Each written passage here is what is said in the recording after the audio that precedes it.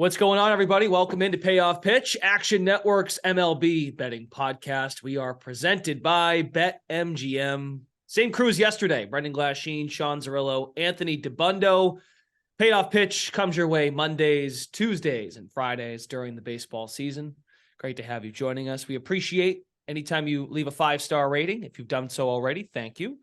If you haven't, please do. We appreciate it. Review, subscribe as well, wherever you get your podcast. So thanks for finding us on your Tuesday, June 6th, full slate, 15-gamer. Everybody is in action.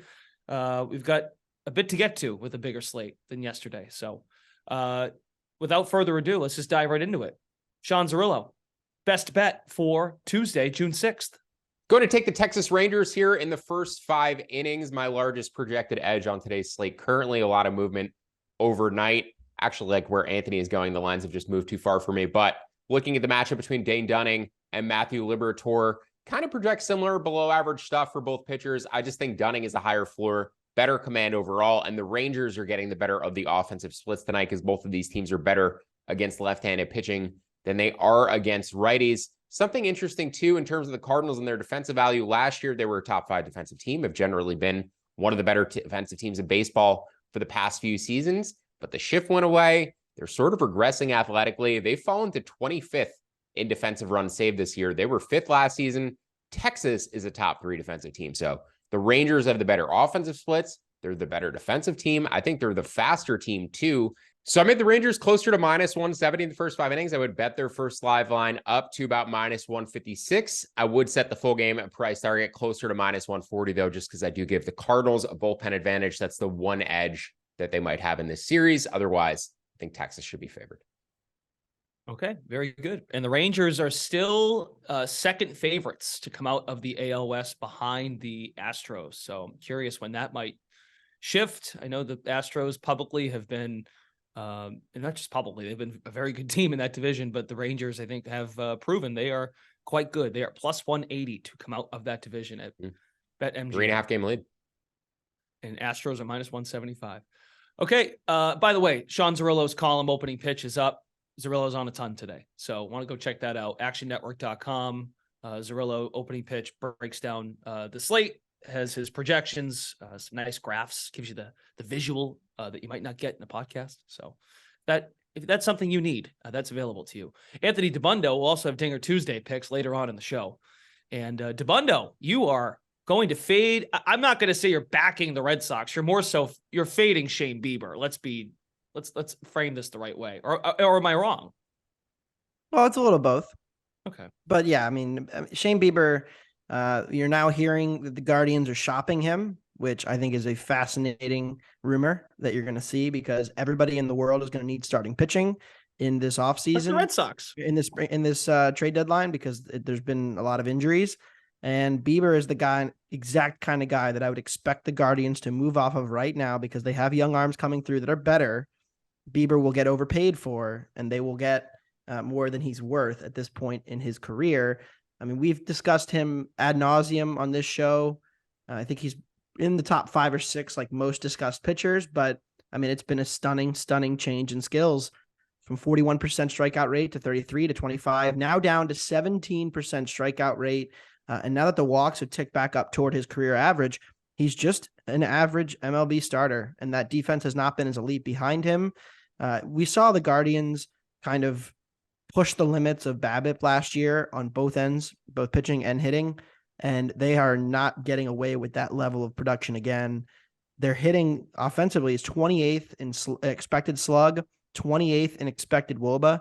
So this lineup, that they went out and tried to add a little bit of pop, Josh Bell, Mike Zunino, it really hasn't come through for them. Jose Ramirez has been less of the hitter that he was last year.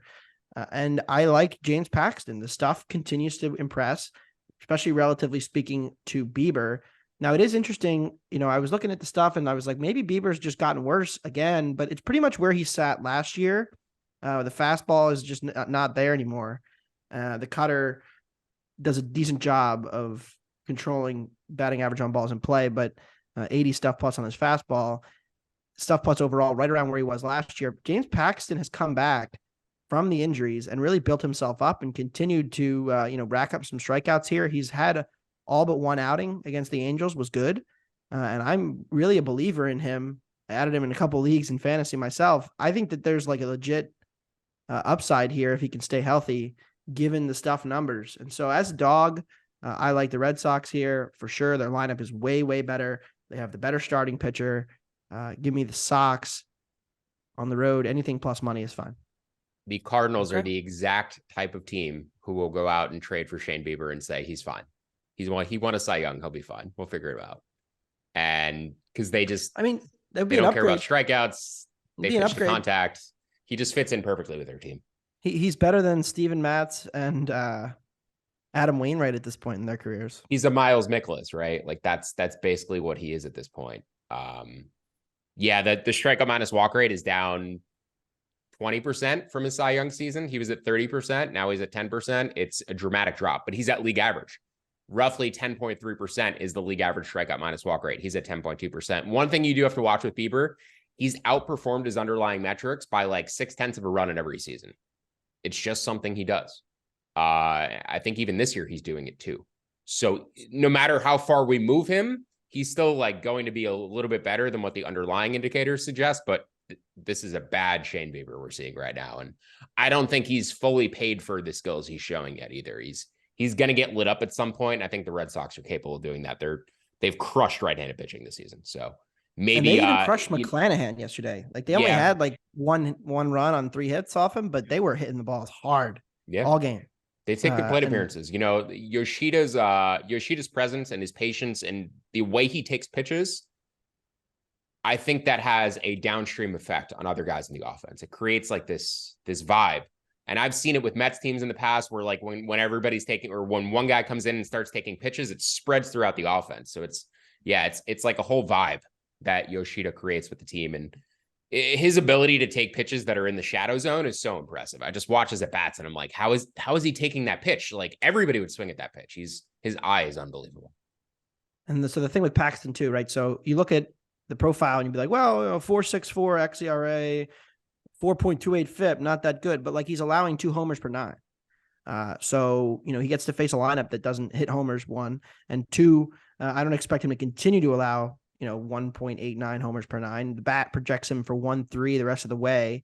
So, with the strikeouts being where they are, I think it's a profile that could be a sub 4 ERA. And I think I don't think you mentioned the specific, the stuff plus numbers improving, but like just look at the pitch velocity. It's very simple. Before all these injuries started, he was throwing 96 miles an hour. The past few years, it was like 94, 95. He's back up to 96 this year. So yeah, he seems fully healthy.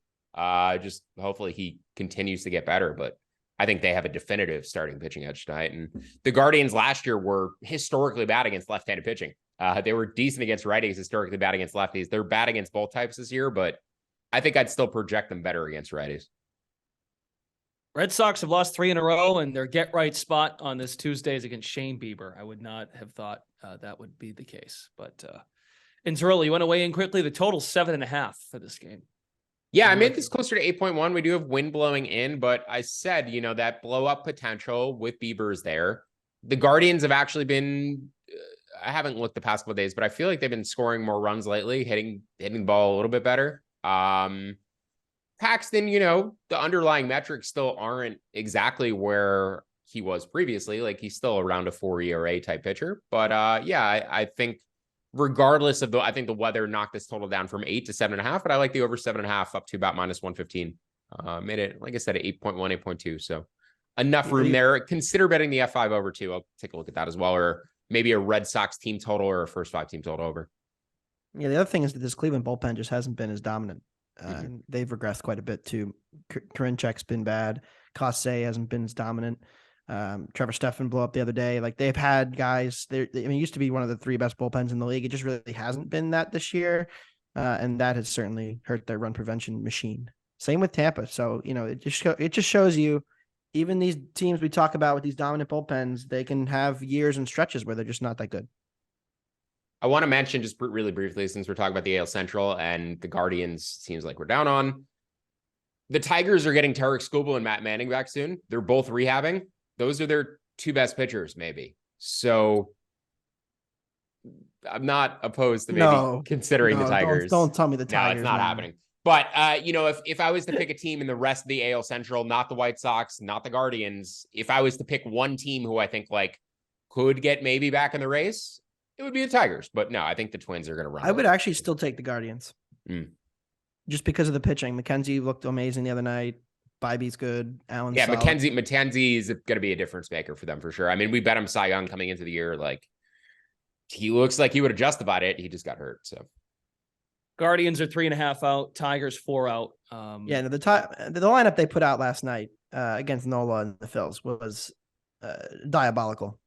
It was embarrassing. I mean, that's just like Zach McKinstry's had a decent year, but like, Torkelson, like Nick Maton's hitting fifth, like Andy Ibanez. They score runs somehow. So I don't know how they do it.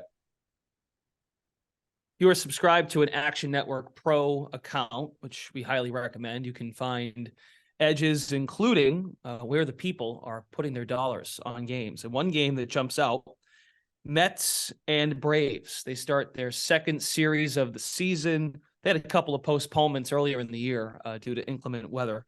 Atlanta getting the love tonight with Elder on the mound opposing Carrasco. Atlanta getting 82% of the bets and close to 90% of the money for this game this evening.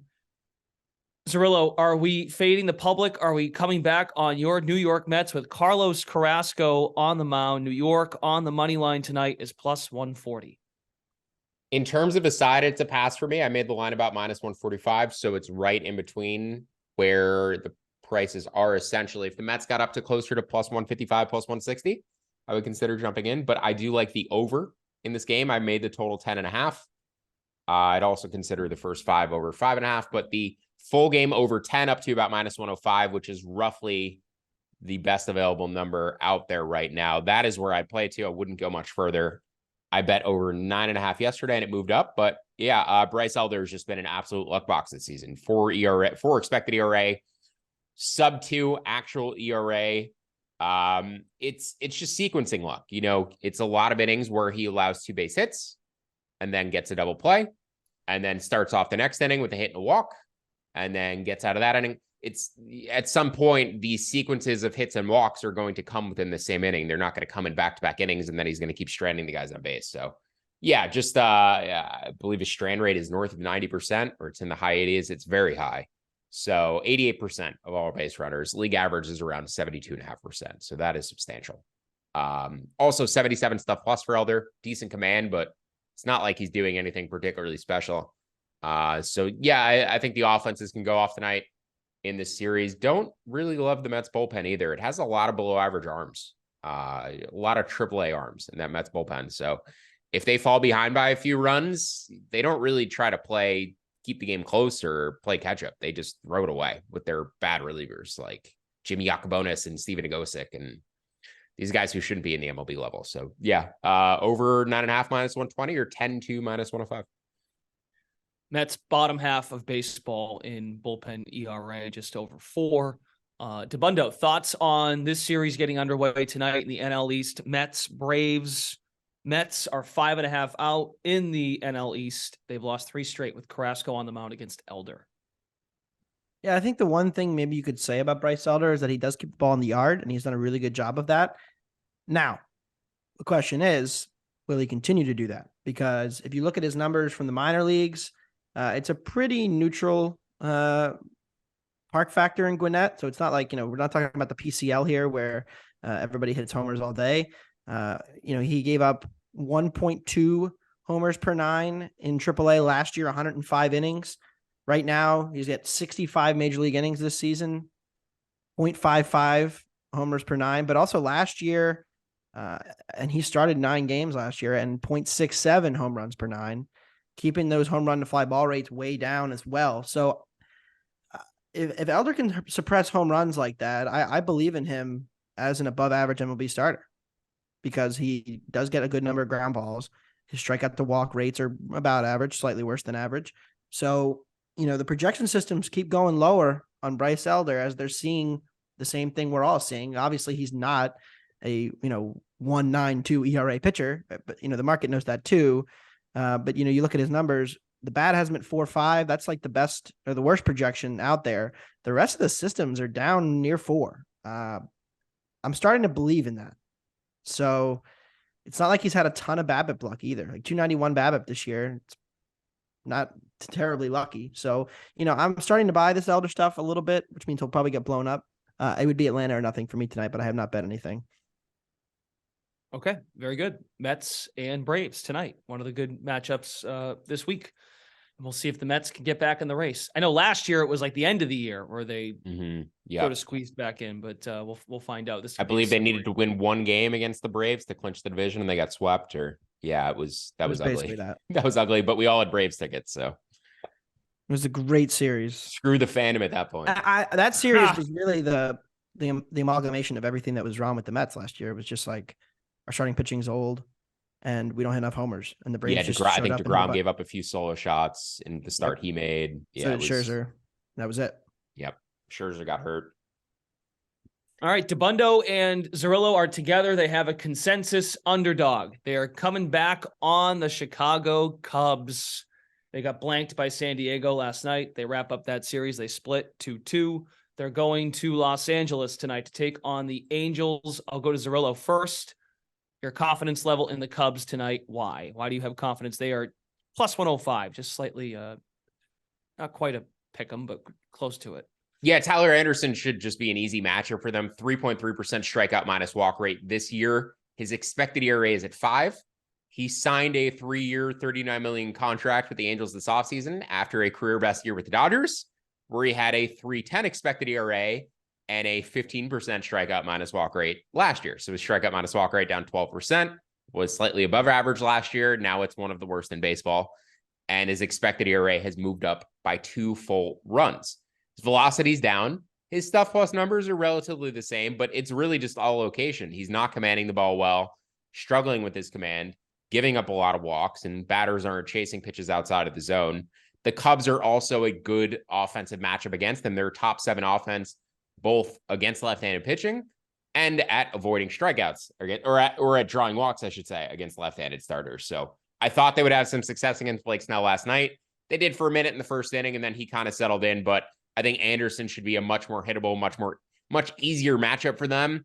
And frankly, like the ceiling that Anderson going out there and throwing 9 shutout innings, I would be floored if something like that happened. He could get away with the Cubs pitcher blowing up or something like that and getting by or allowing a few runs, but I don't think he's going to throw 6 shutout. Speaking of the Cubs starter, Hayden Wesneski, ceiling significantly higher. This is a guy who came up last year with very impressive pitching plus numbers, above average stuff, above average location, 2.18 expected ERA. This year, he's taken a step back. Expected ERA is, I believe, in the high 5s, but stuff plus, location plus, still around average and showing some pretty encouraging underlying results. So I still believe in Hayden Wesneski going forward. He's got an incredible slider. He just doesn't have anything else beyond that. When the slider isn't working, nothing's working. So I like the over here. The over 9 to minus 128, the over 9.5 to minus 108. Again, another potential first 5 over I'm going to look at, or a Cubs first 5 team total over, but also the Cubs down to plus 114, I think is a great bet. And then I'm also looking to add their first 5 line as well. There's some plus 110s out there. That's probably the bottom end of where I'd bet it. But yeah, Cubs in both halves. I think they should eat off of Anderson tonight. And I think Wesneski just has a significantly higher ceiling. They have comparable blow up potential, but Hayden Wesneski, long-term potential, short-term upside, I think is significantly higher.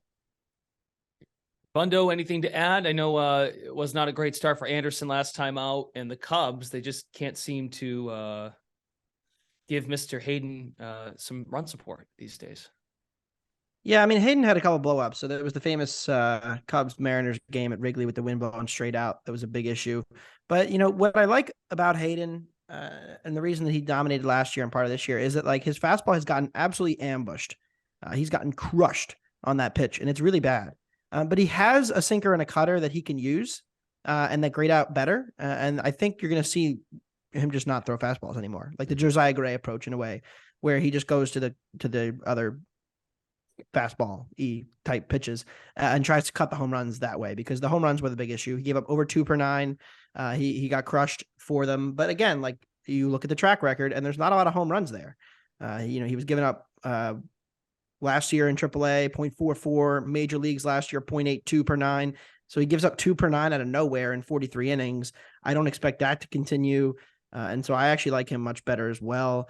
I think he beats the bat projection of 4.7 for the rest of the year. And I do not believe in Anderson, like Sean said, for all the same reasons that he mentioned, with the drop in velocity, the drop in strikeouts, the increase in walks. All of the profile is just going in the wrong direction. Whereas I think Wesneski has a way out of this, and it's just throwing fewer fastballs, relying on those cutters, cutting the homers, and being the better pitcher here. Also, Cubs are bottom 8 swing rate and chase rate. So they're patient. They'll wait him out. Like Sean said, they walk a lot. They have good discipline. And I like them tonight. Okay, let's dive into some final bets from each of the guys. Tabundo's Stinger Tuesday picks upcoming. Zerillo, you're on a ton today. I pulled up opening pitch, and I'm like, this is a longer one than usual. And I'm like, nope, it's just because he's got a crap ton of bets listed in this article. So I know you're not going to give out all of them here. I mean, unless you really want to. Our audio director, Matt Mitchell, might be complaining about the length of the podcast. I'm joking. I think Mitchell likes the action, but you got a lot here. So why don't we, I know you hopped on the Red Sox, you mentioned Red Sox Guardians over. So mix in as much as you can here. Yeah, the one that definitely stands out in both halves is the Toronto Blue Jays. Again, like the Cardinals, their defensive regression, I'm surprised at how poorly the Astros are playing on defense this season. The Blue Jays were a team that a lot of people thought could have the best defensive outfield in baseball, trading for Dalton Varsho, getting Kevin Kiermaier in there, and they have been the #1 defensive team in baseball this season. But the Astros actually ranked 19th. They've been consistently an above average defensive team. They've now fallen below average. You give Toronto the better offensive splits, the better defensive value, on top of the fact that I project Kevin Gausman probably a tier better than Hunter Brown. They're very comparable, and I really like Hunter Brown. Just Kevin Gausman's expected ERA, strikeout minus walk rate, it's like a quarter to a third of a run better than Brown. So the Blue Jays have the starting pitching advantage, but also have hidden advantages both offensively and defensively. So I actually like them in both halves, assuming Jose Altuve will not be in the lineup for the Astros tonight. If he is in the lineup, I still like them. I would just shorten up the price targets. But without Altuve, -153 first 5, -134 full game for Toronto. With Altuve in there, -135 and -121. But you'll see that market drop if he's announced in. Just be patient, wait for the best available price, and then try to jump in before first pitch. In terms of other bets that are on my card for today, just a couple totals. I actually mentioned most of them. The Cubs and Angels over, the Red Sox and Guardians over. We'll close out with the Phillies under and the Rockies under as well. But the Phillies and Tigers, we tried to bet that under yesterday. Anthony was at the game pointing out wind direction to people and pointing out that Bryce Homer's fly ball in the first inning got knocked down. And then sure enough, the bullpens ended up giving 6 runs combined, I believe, in the 7th inning and blowing that. We're going to try and under 10 there today. And then the Rockies under 12 down to 11.5 at plus money.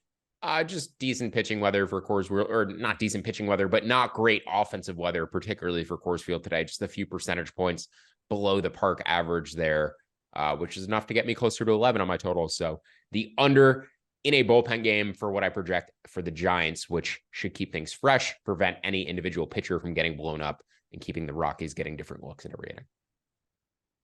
Okay, and like I said, you can check out Opening Pitch Action Network at actionnetwork.com. Zerillo's got his bets listed out for Tuesday, plus projections for games that he's zoned in on. Tabundo, you want to add anything there? I know we talked about this off air, but the wind factor impacting the Philadelphia Phillies. I realize though they are hitting the road here for this particular game. I'm sorry, no, they're at home. They're at home tonight. Pardon me. Yeah, they're still. It was last night. I was at the game and I was pointing out to a fan because I was, we were talking about the game before the game, and I said I have the under, grab the 9 because the wind's blowing in tonight. Look at the flags, and he was like, does it really make that much of an impact? And sure enough, in the first inning, Bryce Harper, first and second, no outs, hits a ball that most nights and most fans thought it was out, and it dies maybe like 2 feet from the wall with the wind blowing straight in. And I was like, well, there you go.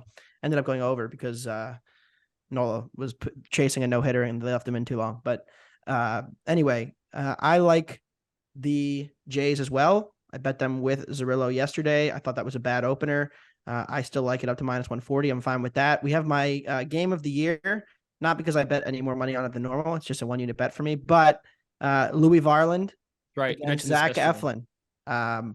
Just what a pitching matchup. Probably the two guys I bet as pitchers more than anybody. The first time we bet Louis was an accident because it was supposed to be Tyler Mahle, and then he got scratched, and now he's out for the year. And Louis has taken his spot and been really, really good. I mean, the stuff is impressive. He's got 3 pitches over 100 stuff plus. Eflin, the biggest difference for Zach Eflin, I think, is that last year he was pitching in front of one of the worst defenses in baseball in Philly. And this year in a better park with one of the better defenses, they're just more suited to it. And he's got the slider's been much better as well. So all of this, works in the favor of both starters. I like the under, but I need 8. There's some 7.5s and some 8s out there. I won 8 minus 115 in that game. Detroit was taking money. They're no longer. The market steamed back toward Philly, so I will pass on the game there tonight. And then Dinger Tuesday, Ryan McMahon is 7-1. Now he is going to see Manaea behind Brebbia, but again, with an opener and then a bulk guy, like how many at-bats is he really getting against a lefty? So I'm going to take the shot on McMahon at 7-1. We've discussed him a lot on this show and the power out, but Marcelo Ozuna, I'm hoping he's in the lineup.